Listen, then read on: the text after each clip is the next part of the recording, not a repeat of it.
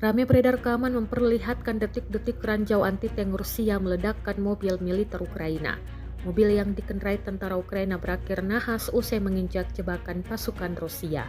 Rekamannya beredar di Telegram pada Minggu 20 Oktober 2024. Dalam keterangan unggahan disebutkan inilah momen ledakan mobil tentara Ukraina dengan ranjau anti-tank. Akibatnya, satu tentara menderita luka serius di bagian kaki.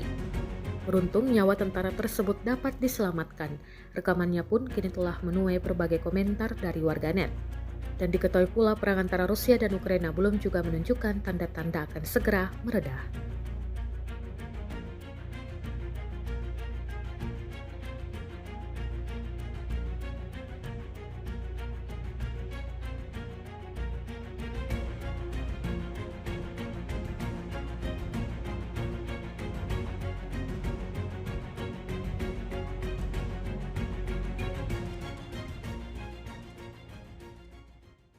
Download Tribun X sekarang, menghadirkan lokal menjadi Indonesia.